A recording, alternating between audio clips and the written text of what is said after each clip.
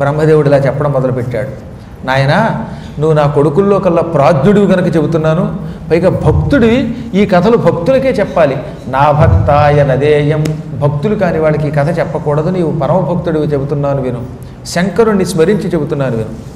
నా మానసపుత్రుడు మరీచి, బ్రహ్మ తన మనస్సు నుంచి మరీచి అనే ఒక ప్రజాపతిని సృష్టించాడు. మీకు ముందే చెప్పానుగా, మరీచి, అంగిరుడు మొదలైన వాళ్ళంతా బ్రహ్మ మానస పుత్రులు.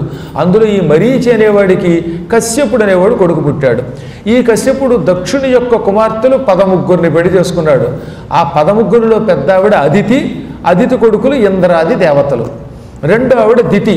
ఈ దితికి హిరణ్యాక్షుడు, హిరణ్యకశిపుడు అని 2 కొడుకులు పుట్టారు. శ్రీ మహావిష్ణువు వరాహ రూపంలో హిరణ్యాక్షుణ్ణి సంహరించాడు. నరసింహ రూపంతో హిరణ్యకశిపుణ్ణి సంహరించాడు.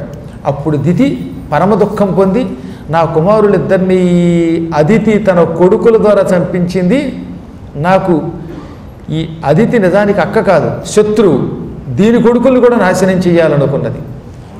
ఒక రోజున భర్తని పిలిచింది. దేవతల చేతిలో చావులేని అజేయులైన కుమారుణ్ణి ఒకడిని ప్రసాదించనగా ఆయన, నేను నీకు వరం ఇస్తాను, ఆ వరం ప్రకారం నువ్వు కొంతకాలం పాటు శివుణ్ణి ఉపాసించు, అప్పుడు నువ్వు గర్భం ధరిస్తావు.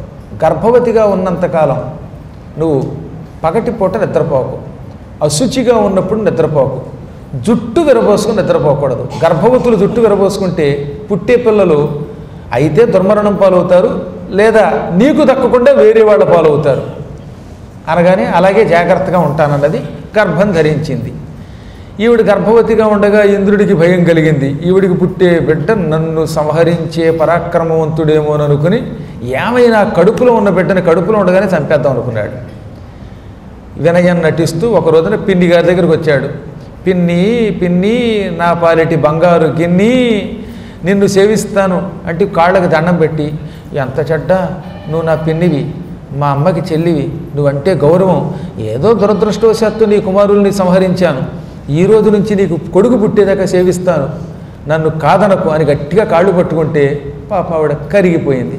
సరే పాదసేవ చేసుకుంది. ఈ పాదసేవ చేసే వాళ్ళందరూ నమ్మకూడదండో, ఎప్పుడు ఆవిడ ఎందుకు సేవ చేస్తారో తెలియదు. కాళ్ళు పట్టినట్టే పెట్టి పంపించేస్తారు కొందరు.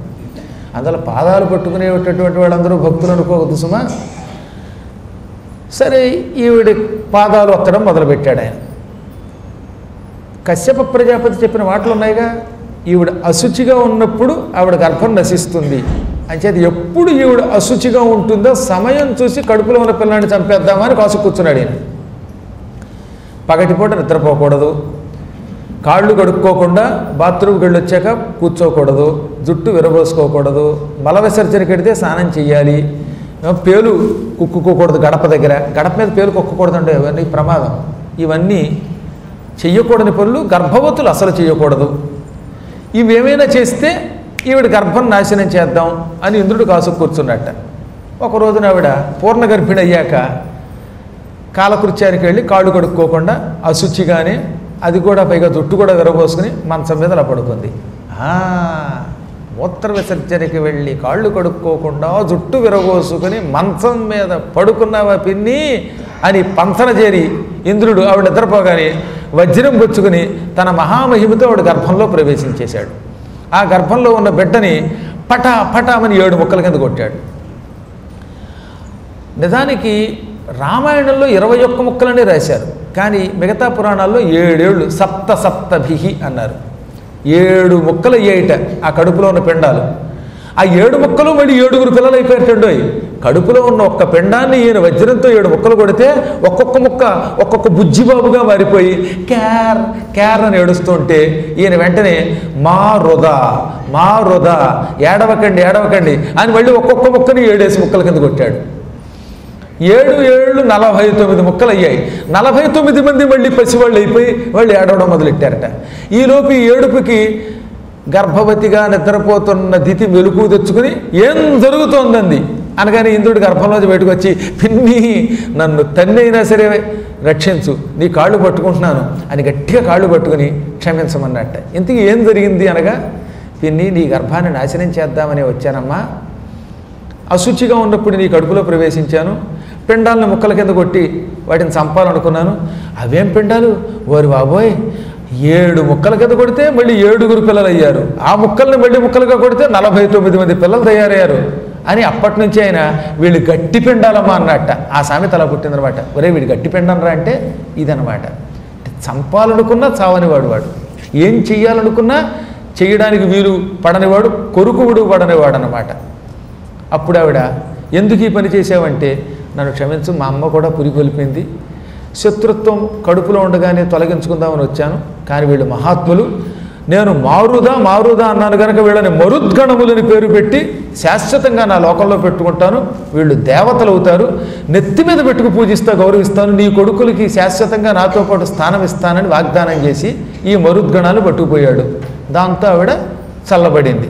అయితేనే ఇక్కడ రాశాడు సప్తభవన్ సుత. అందుకు చెబుతున్నాను 13వ శ్లోకంలో 14వ అధ్యాయంలో దైవయోగం వల్ల 7 ఏళ్ళు 49 మంది కొడుకులు దైవానుగ్రహంతో ఆవిడ పుట్టారు. వాళ్ళు ఇంద్రుడి దగ్గరికి పోయారు కానీ ఇంద్రుడికి శత్రువు అవ్వలేదు. నాకేదో కొడుకులు పుడతారు, పరాక్రమవంతులు అవుతారు, ఇంద్రుడిని సంహరిస్తారు అనుకున్న ఆవిడ మరుద్గణములుగా తన కుమారులు వారి స్వర్గానికి పోగానే మళ్ళీ దుఃఖించింది. ఈ ఇంద్రుడిని ఏమైనా వదలకూడదు, ఇంద్రాది దేవతల్ని జయించే మహాపరాక్రమవంతులైన దైత్యులు నాకు పుట్టాలనుకున్నది. దితి కొడుకుల్ని దైత్యులు అంటారు, అదితి కొడుకుల్ని ఆదిత్యులు అంటారు. అందుకని ఆవిడ మళ్ళీ ఒక రోజున భర్త దగ్గరికి వెళ్ళి ఆయనకి సేవ చేసి, దేవతల వల్ల నాశనం పొందని నశించని ఒక మహాపరాక్రమవంతుడు నాకు కుమారుడు కావాలి, దానికి నాకు ఏదన్నా వ్రతం చెప్పమనగా ఆయన పుత్రాయురు వ్రతం అని ఒక వ్రతం ఉన్నది. 10,000 సంవత్సరాలు శుచివై బ్రహ్మ గురించి తపస్సు చేస్తే అప్పుడు నీ వ్రతం పూర్తవుతుంది, నేను ఇచ్చిన మంత్రం జపం చేస్తూ బ్రహ్మని మెప్పించు, అప్పుడు నీకు వజ్రం వంటి అవయవాలు కలిగిన కొడుకు పుడతాడు అనగానే ఆవిడ నిజంగానే తపస్సు చేసింది, మొండిగా తపస్సు చేసింది. ఆ తపస్సుకు మెచ్చుకొని బ్రహ్మ నీవు గర్భవతి అవుతావు, వజ్రం వంటి అవయవాలు కలిగిన కొడుకు పుడతాడని వరం ఇచ్చాడు. నిజంగానే ఆవిడకు ఒక కొడుకు పుట్టాడు. వాడి శరీరం ప్రతి అవయవం వజ్రంలో ఉందిట, కఠినంగా ఉందిట. వాడిని వజ్రంతో కొట్టిన వాడు చావట్ట. అందుకని వజ్రాంగనామాసోభూద్వై దితిపుత్రో మరోపమః, దేవతల కంటే పరాక్రమశాలి అయిన కుమారుడికి వజ్రాంగుడు అని పేరు పెట్టారు. ఈ వజ్రాంగుడు మహాపరాక్రమవంతుడు. వెంటనే దితి కొడుకు పుట్టగానే, ఒరే నేను నీకు వజ్రాంగుడు అని పేరు పెడుతున్నాను, పుట్టుకతో బలశాలివి, పుట్టుకతో కొండంత శరీరం ధరించిన వాడివి నువ్వు, తల్లి రుణం తీర్చుకుంటావా తీర్చుకోవా అంది. అమ్మ చెబితే ఏదన్నా చేస్తాను, ఏం చేయమంటావు అనగా ఇంద్రుణ్ణి దేవతల్ని బంధించి పట్టుకొచ్చి నా కాళ్ళ మీద పారేయి అనగా మహాత్ముడైన ఈ వజ్రాంగుడు పరాక్రమవంతుడు, పుట్టుకతో పరాక్రమవంతుడు, తపస్సు వల్ల పుట్టినవాడు, చకచక వెళ్ళాట స్వర్గం మీదకి. ఒంటరిగా వెళ్ళి దేవతల్ని జయించాడు, ఇంద్రుణ్ణి తక్కిన వాళ్ళని సంకెళ్లతో బంధించాడు, పట్టుకొచ్చాడు, తల్లి కాళ్ళ మీద పారేశాడు. అప్పుడు తల్లి ఏమంది, వీళ్ళని జైల్లో పారేయంది. ఈ ఇంద్రుణ్ణి క్షమించారు కానీ కసి తీరట్లా, కాబట్టి వీడిని చెరసాల్లో పెట్టు. నా కడుపులో దూరి పిండాన్ని ముక్కల కింద కొడతాడా, పైగా పిండం గండం నుంచి బయటపడింది పిన్ని అంటాడా, వీడికి ఇంత పిండం పెట్టు, చెరసాల్లో పెట్టి పో అంది. తల్లి మాట కాదనలేక వాళ్ళందరినీ చెరసాల్లో పెట్టాడు. వజ్రాంగుడు బలవంతుడే కానీ సాత్వికుడు. తల్లి మాట కాదనలేక దేవతలను బంధించాడు తప్ప అతనికి దేవతలతో విరోధం పొందాలని లేదట. కొంతమంది ఉంటారు దరిద్ర పార్టీలో ఉన్నవాడు మంచివాడే, అలాంటి వాడు అయినా చెరసాల్లో పెట్టాడు. అప్పుడు చెరసాలలో ఉన్న దేవతలు బ్రహ్మదేవ రక్షించని ప్రార్థించారు.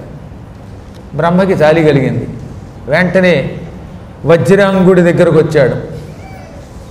నాయన వజ్రాంగ ఇలా రా అనగానే వజ్రాంగుడు బ్రహ్మకి వినయంతో నమస్కరించి, తండ్రి నువ్వే స్వయంగా వచ్చావా, మా వంశానికి నువ్వే మూలపురుషుడివి, బ్రహ్మ మానసపుత్రుడు మరీచి కొడుకు కశ్యపుడు, ఆ కశ్యపుడు కుమారుణ్ణి నేను, అటువంటిది నువ్వు పిలిస్తే వస్తాను, నువ్వేమో నా దగ్గరికి స్వయంగా ఆహూతుడివి కాకుండా వచ్చావు, స్వయం ఆహూతుడివి అంటే నిన్ను నువ్వే ఆహ్వానించుకొచ్చావు, ఏం విచిత్రం అని వినయంగా నమస్కరించగా, నాయన నువ్వు ధర్మాత్ముడివి, బలవంతుడివి, నా వరం వల్ల పుట్టినవాడివి, అమ్మ చెప్పింది కదా అని అకార్యములు చేయకూడదు, అమ్మ చెప్పినప్పుడు మంచి పనులు చేయమన్నారు, కానీ తల్లి చెప్పింది కదా అని అన్ని పనులు చేయకూడదు. అకార్యములు తల్లి చెప్పినా తండ్రి చెప్పినా చేయకూడదు, మంచి కార్యములు ఎవరు చెప్పకపోయినా చెయ్యాలి. దేవతల్ని చెరసాలలో పెట్టడం అధర్మం. నేను దేవతల వల్ల నీకేమీ భయం లేకుండా వరం ఇస్తాను, వీళ్ళని విడిచిపెట్టి భూమిని నువ్వు పరిపాలించుకో, వీళ్ళు స్వర్గాన్ని పరిపాలించుకుంటారు అనగా నువ్వు ఏం చెబితే అదే చేస్తాను. నాకు నిజానికి ఇంద్రుడి మీద కోపం లేదు, కానీ ఎందుకు ఇంద్రుడిని బంధించానంటే ఇంద్రో దుష్ట ప్రజాఘాతి మాతుర్మే స్వార్థ సాధక సఫలం ప్రాప్తవా నద్య స్వరాజ్యం హి కరోతు సహ. ఈ ఇంద్రుడు స్వార్థపరుడు, దుష్టుడు. నా తల్లిగారి సంతానం హింసించాడు, మా అన్నలైన హిరణ్యాక్ష హిరణ్యకశిపుల్ని చంపించాడు, మరో అన్నగారులైన మరుద్గణములు ముక్కల కింద నరికాడు. ఆ పాప ఫలితం ఇవాళ చెరసాల రూపంలో అనుభవించాడు. నీ అంతటి వాడు వాళ్ళని విడిచిపెట్టమని కోరితే కాదంటానా? ఇదిగో వాళ్ళందరినీ దేవతల్ని చెరసాల నుంచి విముక్తుల్ని చేస్తున్నాను, బంధ విముక్తులు చేస్తున్నాను, వాళ్ళ స్వర్గం వాళ్ళకి ఇచ్చేస్తున్నాను, వాళ్ళు స్వచ్ఛందంగా ఏలుకోవచ్చు. మరొక మాట, ఈ ఇంద్రాది దేవతలకి నాకు నిజానికి విరోధం లేదు. నేను మాత్రాజ్ఞా పరిపాలన చేశాను. ఇప్పుడు వాళ్ళు బయటకు వచ్చాక మళ్ళీ నా మీద కసి పెంచుకొని ఏదైనా వెకిలి వేషం వేస్తే మాత్రం నేను క్షమించను. నాకు భువనములను భోగించాలి, పరిపాలించాలనే కోరిక లేదు. తండ్రి నువ్వే మాకు సంధి చెయ్యనగానే బ్రహ్మ ఇంద్రుడికేసి తిరిగి, విన్నారా ఈ వజ్రాంగుడి మాటలు? అంతటి మంచివాడు, ఉత్తముడు అతడు. వాళ్ళ అమ్మ తపస్సు చేయటం వల్ల ఆ తపస్సులో ఉన్న మంచి గుణములతో పాటు కొంత క్రూరత్వం కూడా వాళ్ళ అమ్మలో ఉండడం వల్ల అది కూడా పుడికి పుచ్చుకు పుట్టాడు. నా మాట మీద మిమ్మల్ని విడిచిపెట్టాడు. ఇంక మీదట మీరు ఎప్పుడూ వజ్రాంగుడిని శత్రువుగా భావించకండి. నా మాట మీద మిమ్మల్ని బంధ విముక్తులు చేసి మీ స్వర్గం మీకు ఇస్తున్నాడు ఆయన. స్వర్గాన్ని పరిపాలించుకోండి, ఇతనితో మాత్రం శత్రుత్వం వహించకండి, మీరు ఐకమత్యంతో ఉండండి అని వాళ్ళని పంపేశాడు. అలా పంపగానే వజ్రాంగుడు, నువ్వు వేదవేత్తలలో అగ్రగణ్యుడివి, నాకు ఆత్మతత్వ సారం చెప్పు. అంటే నేను నిత్యానందం పొందాలి, జపం చేసుకోవాలి, అంతఃకరణంలో ఎప్పుడూ శుద్ధి తప్ప అశుద్ధి ఉండకూడదు, అలా నన్ను అనుగ్రహించు అన్నట్టండి. ఇలా ఏ రాక్షసుడైనా వరం కోరతట్టండి? అలా పొరపాట్లు కూడా ఎవరి వరాలు కోరరు, కోరినా ఇవ్వరు. కానీ ఈ వజ్రాంగుడి యొక్క మంచి మనస్సుకు మెచ్చుకొని ఆయన, ఈ రోజు నుంచి నువ్వు శివోహం, నేనే శివుణ్ణి అనుకో, దానివల్ల నీకు ఎవరి మీద రాగం ఉండదు, ద్వేషం ఉండదు. నీ భార్య కానీ నీ తల్లి కానీ ఎవరైనా క్రూరత్వంతో ఉన్నా ఆ క్రూరత్వం నేను అంటదు. చిదానంద రూపం శివోహం శివోహం అని కొంతకాలం అనుకుంటే ఆత్మతత్వం తెలుస్తుంది, దాంతో శాశ్వతంగా శివ సన్నిధానానికి వెడతావు అన్నాడు. చాలా సంతోషపడ్డట్టు వజ్రాంగుడు. ఇంకొక మాట, ఎంత గొప్పవాడైనా సంసారంలో ప్రవేశిస్తేనే వాడు ముక్తి పొందుతాడు, సంసారి కానివాడు సుఖి కాలేడు. స్త్రీలోలుడివి కాకుండా ధర్మప్రకారమైన కామమును పొంది ఒక భార్యతో కొంతకాలం కాపురం చేసి సంతానం పొంది అప్పుడు కైలాసానికి వెళ్ళు. అవివాహి అంటే కాముకుడు కానివాడు, సకాముకుడు కానిటువంటి వాడు ముక్తి పొందడు.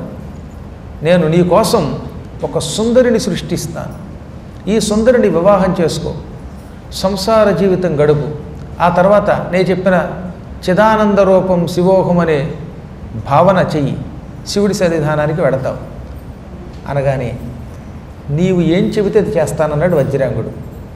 అప్పుడు బ్రహ్మ వరాంగి అనే ఒక కన్యను సృష్టించాడు. నిజంగా వరాంగి, అంత సుందరి, అవయవములన్నీ తీర్చిదిద్దినట్టున్నాయట.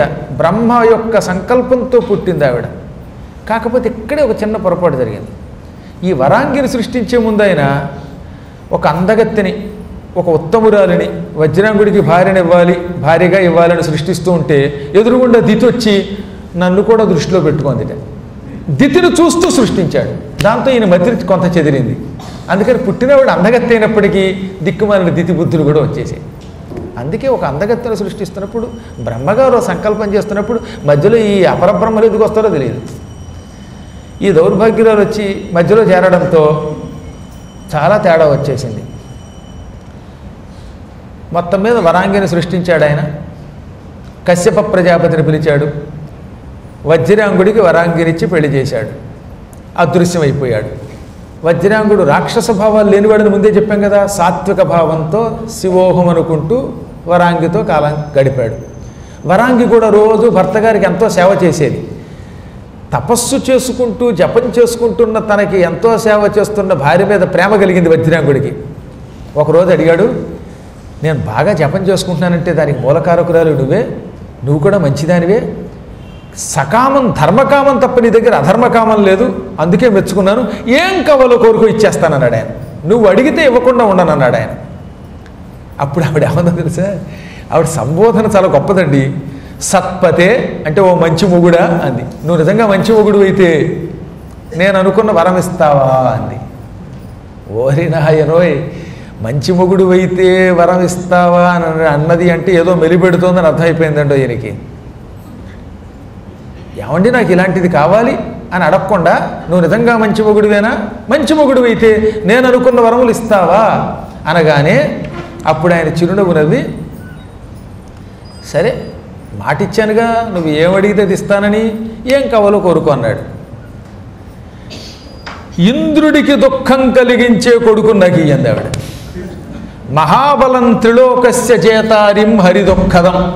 హరిదుఃఖదం, హరి అంటే ఇక్కడ ఇంద్రుడు.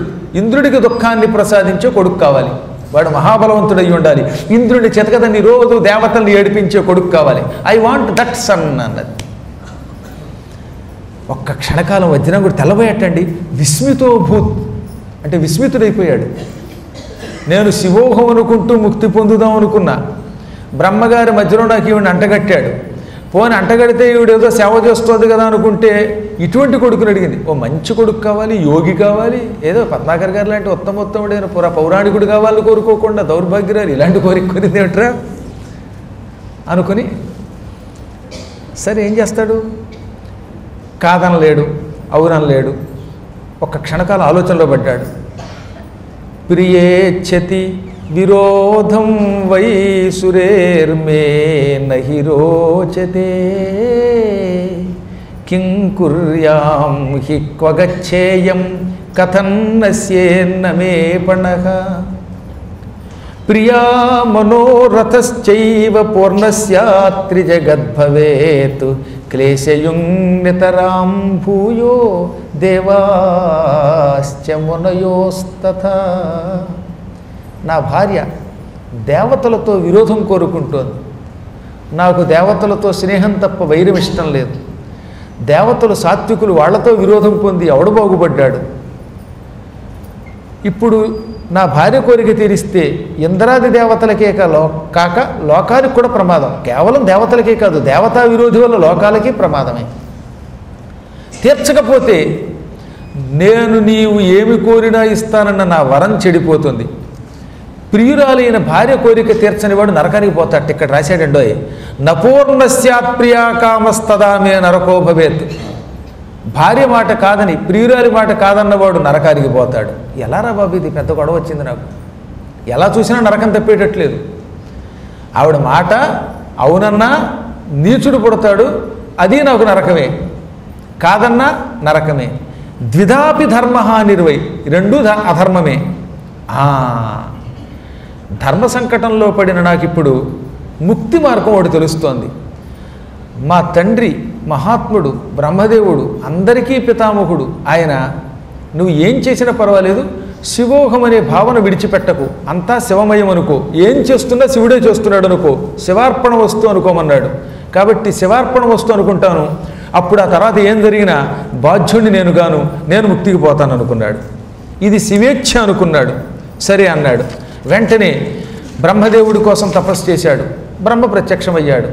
నాయన, నీ భార్య కోరిక తెలుసు, నీ బుద్ధి నాకు తెలుసు, శివుడి సంకల్పం ఇలా ఉన్నది. నువ్వేమో తత్వజ్ఞానం ప్రసాదించు, ముక్తి పొందుతానంటే మీ ఆవిడ నరభుక్తి కావాలంటుంది. ఏం చేస్తాం? సరే, లోకకంటకుడైన కొడుకు ఒకడు నీకు పుడతాడు. వాడు పుట్టాక నువ్వు ఎక్కువ కాలం ఉండకు, శివుణ్ణి తలుచుకుని కైలాసానికి పో. వాడు తపస్సు చేస్తాడు, బలవంతుడవుతాడు, లోకకంటకుడవుతాడు. ఆ లోకకంటకుడి వల్ల లోకాలకు ఉపకారమే జరుగుతుందిలే అన్నాడు ఆయన. అప్పుడు వజ్రాంగుడు భార్యకి విషయం చెప్పాడు. కొంతకాలానికి వరాంగి గర్భం ధరించింది. ఆ కడుపులో పిల్లాడు పడినప్పుడే భూమి అంతా వణికిపోయిందిటండి. కొంతమంది గర్భవతులు అవుతారు, దుర్భరం అవుతుంది జగత్తంతా. ఆ తర్వాత కొంతకాలానికి ఒక కుమారుడు పుట్టాడు. వాడు మహాకాంతితో పుట్టాడు. వాడు పుడుతూ ఉంటే మూడు ఉత్పాతములు, త్రివిధోత్పాతములు, దివిభూవ్యంతరిక్షేచ సర్వలోక భయంకరా అన్నారు. ఆకాశంలో, భూలోకంలో సర్వలోక భయంకరమైనటువంటి కంపాలు వచ్చాయి. స్వర్గ, అంతరిక్ష, భూలోక ఉత్పాతములను త్రివిధ ఉత్పాతములు అంటారు. అంటే స్వర్గలోకము కంపించింది, దేవతలు వణికిపోయారు. అంతరిక్షంలో ఉల్కలు లేలడం, నక్షత్రాలు కొట్టుకోవడం, గ్రహాలు గతులు తప్పడం జరిగాయి. భూలోకంలో కుక్కలకి నక్కలు పుట్టడం, సింహాలకి పిల్లులు పుట్టడం, పిల్లులకి పులులు పుట్టడం, ఇటువంటి దరిద్రాలు జరిగాయి. ఇళ్లలో హఠాత్తుగా తేళ్లు వచ్చాయి. ఉపన్యాసం భక్తితో వింటున్న వాళ్ళ మధ్యలోకి పాములు వచ్చాయి, మీ దగ్గరికి రాలేదు అంటే ఆ దౌర్భాగ్యుడు పుట్టలేదు కనుక. ఈ విధంగా మొత్తం మీద గందరగోళం అయిపోయింది.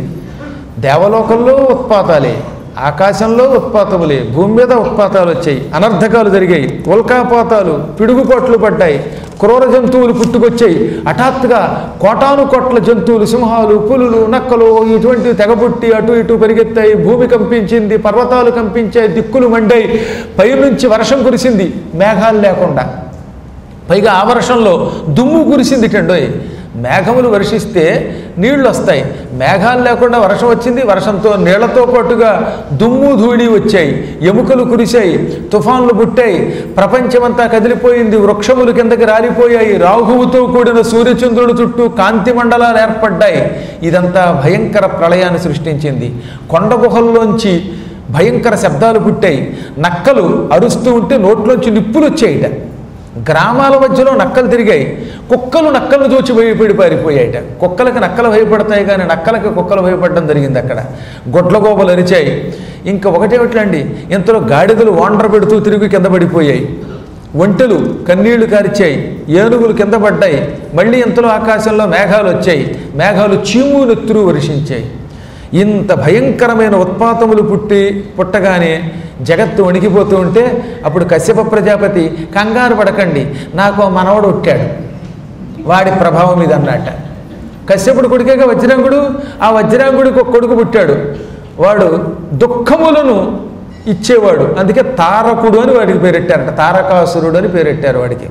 ఈ తారకాసురుడు పుడితే ప్రపంచం ఇలా తరించింది అనగానే అమ్మ బాబోయ్ అని దేవతల ముందు వణికిపోయారట. వీడు పుట్టగానే ఇంత గందరగోళం జరిగిందంటే వీడు పుట్టి పెరిగితే ఇంకా భవిష్యత్తు ఏమవుతుందో అనుకున్నారు.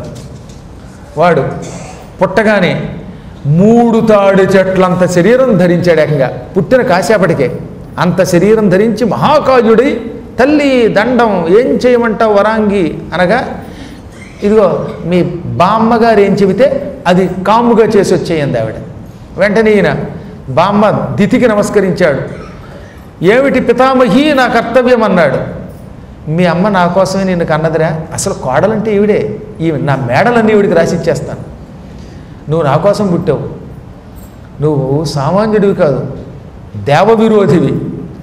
దేవతల్ని సర్వనాశనం చెయ్యాలి, పీడించాలి, పిప్పి చెయ్యాలి, మునుల్ని చితక్కొట్టేయాలి. ఈ మునులంతా దేవపక్షపాతులు. దానికి ఇప్పుడున్న నీ బలం చాలదు. వెళ్ళి మధువనంలో కొంతకాలం పాటు కఠోర నియమంతో బ్రహ్మ కోసం తపస్సు చెయ్యి. బ్రహ్మగారు ప్రత్యక్షమై వరాలు ఇస్తాడు, ఆ వరాలతో విజృంభించు. నీకు చిన్న విషయం చెబుతున్నాను విను. బ్రహ్మగారు అంత తేలిగ్గా చావులేని వరం ఇవ్వడు. నువ్వు నీ తెలివితేటలన్నీ ఉపయోగించి ఏ విధంగా ప్రయత్నం చేస్తే చావు ఉండదో అటువంటి వరం కోరుకో అన్నట్ట. ఇలా ఉండాలి బామ్మ అంటే. ఎంత గొప్ప బామ్మవే నువ్వు అని ఆవిడికి దండం పెట్టి, తల్లికి దండం పెట్టి ఈయన వెంటనే మధువనానికి వెళ్ళాడు. మధువనం అంటే ఇప్పుడు మధురాపురం అంటున్నామే, అక్కడికి వెళ్ళాడు. యమునా నదీ తీరంలో కూర్చున్నాడు. యమునలో స్నానం చేసిన తర్వాత తీరంలో కూర్చుని కొంతకాలం తపస్సు చేశాడు. తపస్సు ఫలించలేదు. దాంతో కూర్చుని తపస్సు చేస్తే బ్రహ్మ ప్రత్యక్షం కాడనుకుని ఎడంకాలు నేల మీద పెట్టి కుడికాలు ఎడమ మోకాలు మీదకి చేర్చి ఒంటికాలు మీద నిలబడి 2 చేతులు పైకెత్తి కఠోర దీక్షతో ఓం నమో బ్రహ్మణ్య దేవాయ హిరణ్యరేతసే అంటూ తపస్సు చేశాడు. అయినా బ్రహ్మ ప్రత్యక్షం కాలేదు. అప్పుడు ఆయన సూర్యుడికేసి తీక్షణమైన చూపులతో చూస్తూ, సూర్యుడు చూస్తూ ఉంటే కాసేపటికి కళ్ళు ఏమవుతాయి, బైర్లు గమ్ముతాయి. ఆ తర్వాత కంటికి ఏం కనపడదు, చత్వారం వస్తుంది. అందుకని సూర్యుడిలో ఉన్న బ్రహ్మ తేజస్సుని చూస్తూ తపస్సు చేస్తాను, అలా చూస్తూ కళ్ళు పోయినా బ్రహ్మని మెప్పిస్తానని అలాగే సూర్యుడికేసి చూస్తూ ఒంటికాలి మీద నిలబడి అస్సలు కళ్ళు ముయ్యకుండా తపస్సు చేశాట 10 ఏళ్ళు. అసలు 10 ఏళ్ళు సూర్యుడికేసి ఏకధాటిని ఎవడన్నా చూడగలడా? పోనీ పగలు చూసి రాత్రిపూట కాసేపు కళ్ళు మూసుకున్నాడంటే రాత్రి కళ్ళు మూసుకునేవాడు కదా, అలా సూర్యోదయం అయ్యేదాకా గుడ్లు అప్పగించి అలాగే చూసేవాడట. 10 years రెప్పేయకుండా చూశాడు. ఆ రెప్పలు బిగుసుకుపోయాయి, కంటి గుడ్లు ఉన్నాయో లేదో తెలియదు, అసలు కళ్ళు కదలడంలా. వీడు చలనం లేకుండా నిశ్చలుడైపోయి అలాగే అంటున్నాడు పెదవులు కదులుస్తూ. అందుకే వాళ్ళని రాక్షసులు అన్నారు. దిక్మాల రాక్షసులకు ఉన్న మొండితనం ఎవరికీ ఉండదు. ఆ మహా తపస్సుకి ఆశ్చర్యపోయాడు బ్రహ్మ. ఎక్కువ తపస్సు చేస్తే శిరస్సు మీద నుంచి అగ్నిజ్వాలలు లేస్తాయి. అదే తపస్సు అంటే. తపము అంటే వేడి. మనిషి బాగా నిష్ఠతో తపస్సు చేస్తే వాడి శరీరం వేడెక్కుతుంది. కొంతమందికి శరీరమే వేడెక్కుతుంది, కొంతమందికి శిరస్సు పైభాగం నుంచి భయంకరమైన అగ్నిజ్వాలలు లేస్తాయి. ఈ అగ్నిజ్వాలలు వెళ్ళి ఎవరి కోసం తపస్సు చేస్తున్నామో వాళ్ళని కాల్చేస్తాయి. అప్పుడు ఆ వేడి తట్టుకోలేక దేవుడు ప్రత్యక్షం అవుతాడు. ఇదన్నమాట తపస్సు అంటే. వీడు బ్రహ్మ కోసం తపస్సు చేస్తూ ఉండడం వల్ల వీడి మూర్ధం నుంచి భయంకరమైన అగ్నిజ్వాలలు ఉండల్లాగా, ఏదో నిప్పు కొండల్లాగా తయారై పైకి లేచిపోయాయిట. ఉగ్రాచార దైత్యేంద్ర మూర్ధ దిశోద్ధూత సధూమహేతి పటలో దంచత్తపోవకిరిచేన్. ఉగ్రమైన ఆచారంతో కఠోర తపస్సు చేస్తున్న ఈ దుర్మార్గుడి శిరస్సు నుంచి లేచిన అగ్నిజ్వాలలు భయంకరమై అలా సమస్త లోకాలని దాటి బ్రహ్మ దాకా వెళ్ళాయి. లోకాల్లో ఉన్న వాళ్ళందరినీ కాల్చి కాల్చి చిట్ట చివర బ్రహ్మగారి పాదాల దగ్గరికి వెళ్ళాయి. బ్రహ్మగారి కాళ్ళు కూడా ఈ అగ్నికి కాలిపోయాయి. కాలిపోగానే సరస్వతి, ఎక్కడి నుంచండి నిప్పు వచ్చింది మిమ్మల్ని కాల్చింది అని అడిగింది. ఈ నిప్పు భూలోకంలో నా కోసం మధువనంలో తపస్సు చేస్తున్న తారకాసురుడి శిరస్సు నుంచి పుట్టిన నిప్పు అనగానే, ఈ నిప్పు మీకు ముప్పు తెచ్చిపెట్టేలోపు మీరు తొందరగా తప్పుకొని వాడికి వరాలు ఇవ్వండి బాబు అందిట. అప్పుడు ఆయన తక్షణం బ్రహ్మలోకం విడిచి హంసవాహనం మీద వీడున్న చోట ప్రత్యక్షమయ్యాడు. నాయనా తారక, లే లే, ఏం కావాలో కోరుకో, ఇస్తున్నా నేను నీకు వరాలు. ఏమి తపస్సు చేసావురా నువ్వు? నీ తపస్సుకి నేనే ఆశ్చర్యపోయాను. నీ నెత్తి మీద నుంచి వచ్చిన అగ్నిజ్వాలను నా కాళ్ళు కూడా కాల్చాయి. ఓరి ఓరి, అందుకేరా మిమ్మల్ని రాక్షసులు అన్నారు.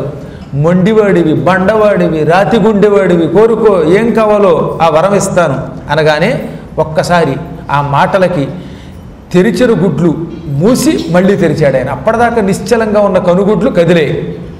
ఎవరు నన్ను పిలిచింది అని తారకుడు తలలా ఊపి చూసేట. ఎదురుగుండా హంసవాహనం మీద పద్మము వంటి రంగుతో, మంచి తామర పువ్వు ఎరుపు వంటి కలర్తో అన్నమాట పద్మవర్ణుడు బ్రహ్మ కనపడ్డాడు. హంసేమో తెల్లగా ఉంది. తెల్లని హంసవాహనం మీద పద్మం, ఎర్ర తామర పువ్వు ఏ రంగులో ఉంటుందో ఆ రంగుతో 4 ముఖాలతో పరమ సౌందర్యవంతుడు, కిరీటములు పెట్టుకున్న పుణ్యాత్ముడు, ధాత విధాత, వివిధ ప్రాణి లలాట లేఖన మహావిద్యాను సంధాత, సత్తపో నివహాభీష్ట వరప్రదాత, జగన్నిర్మాత కనబడగానే 2 చేతులు వినయంగా జోడించి ప్రభు పాహి పాహి అన్నాడు ఆయన. త్వయి ప్రసన్నే వరదే కిమసాధ్యం భవేన్మమ అతో యాచే వరం త్వత్త శృణుతన్మే పితామహ. ప్రభు, నా తపస్సుకు మెచ్చుకొని ప్రత్యక్షమయ్యావా, వరాలు ఇస్తానన్నావా? ఇది నాకు పరమానంద కారణం. నీవలే భక్తులకు ఎంత సులభముగా దర్శనమిచ్చేవాడి ప్రపంచంలో మరొకడు ఉండడం. నువ్వు ఉత్తముడివి, దేవతల్లో శ్రేష్ఠుడివి. అందుకే పిలిచి పిలవగానే ప్రత్యక్షమయ్యావు, వరాలు ఇస్తానంటున్నావు. నా యందు ప్రసన్నుడివైతే, నిజంగా వరాలు ఇవ్వాలనుకుంటే నేను అడుగున 2 వరాలు ఇయ్యి. ఈ ప్రపంచంలో బలంలో నాతో సాటి వచ్చేవాడు ఎవడో ఉండకూడదు. నీ సృష్టిలో నా బలంతో సాటి వచ్చేవాడు బలవంతుడు ఉండకూడదు. బ్రహ్మ సృష్టి అన్నాడండి. శివుడు విష్ణువు బ్రహ్మ సృష్టి కాదు కదా. అందుకని నీ సృష్టిలో నా వంటి బలవంతుడు మరొకడు ఉండకూడదు. నాకు సాటి వచ్చే వీరుడు ఉండకూడదు. చావు లేకుండా నువ్వు ఎవరికి వరం ఇవ్వవు.